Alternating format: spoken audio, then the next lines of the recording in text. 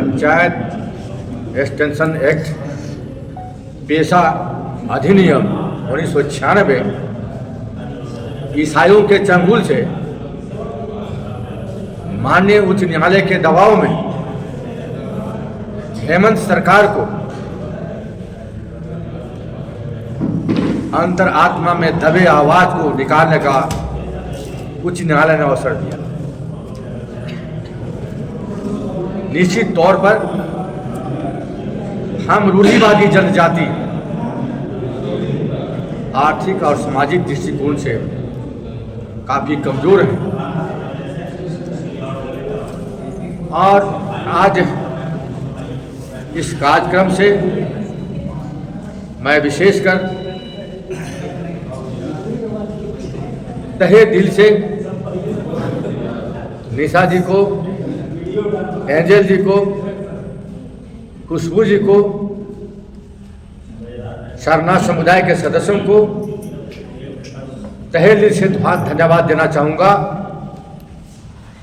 और पेशा अधिनियम को कारगर बनाने के लिए आपके समक्ष निशा भगत जी बैठी हैं और इस राज्य में एक निशा उरांव जी भी हैं जो पंचायत में निदेशक इस राज्य का हुआ करती थी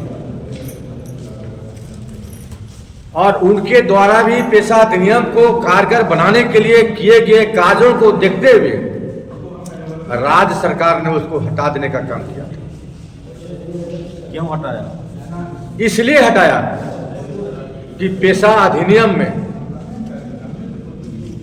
बड़ी बढ़ चढ़ के काम कार्य रूप देने का काम कर रही थी। पिछले दिनों में आपके कोई चैनल में मैं देख रहा था, बंधु तिर्की जी बड़े बड़े बखान कर रहे थे, सरकार को बधाई दे रहे थे। उसके कुछ दिन पहले इस राज्य के कृषि मंत्री शिल्पी नेहा तिर्की जी के द्वारा और एक कथा कथित गलेक्शन डुंडुम के द्वारा पी पेशा का बात रात दिन रागालाप किया करने में ये लोग बाज नहीं आ रहे थे।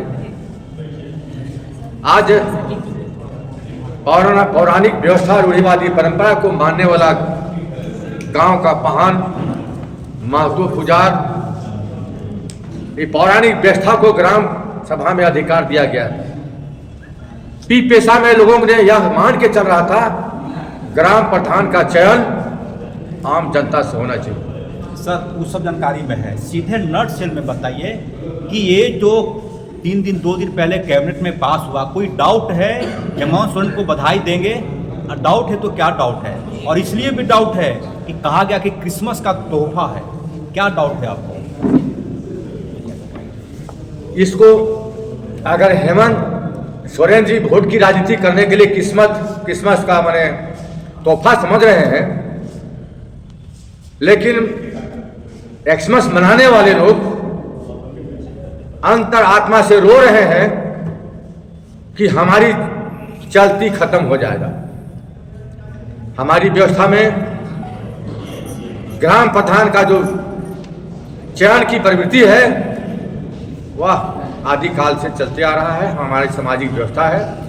वे चाहते थे कि ग्राम प्रधान में चुनाव के माध्यम से ग्राम प्रधान का चुनाव किया जाए।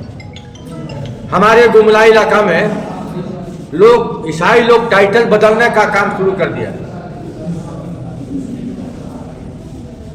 निशा जी लड़ाई लड़ रही है डिस्ट्रिक्ट की, आधी लड़ाई हमारा पेशा अधिनियम पारित होने से ये लड़ाई को बल मिलेगा और आने वाला समय में हम लोग को पुरजोर लड़ाई लड़ने की आवश्यकता है।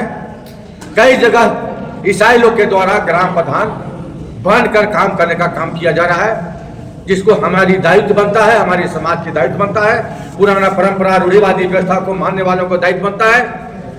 ईसाइयों से डट के मुकाबला करने की आवश्यकता आने वाला समय में बहुत तेजी से चलेगा। क्या ईसाई आदिवासी है या ईसाई है? देखिए, संविधान जो है बनाने के समय में थोड़ी सी गड़बड़ी हुई। एक और उनको माइनॉरिटी कहा गया है, और दूसरी ओर उसको जनजातीय सूची में शामिल किया गया। तो समय आने पर डिलिस्टिंग के माध्यम से उन्हें केवल माइनॉरिटी में रहने का अधिकार बनता है, जिसके लिए हम लोग लड़ाई लड़ने के लिए बड़ी तेजी से हम लोग आगे बढ़ने की संकल्प लेते हैं।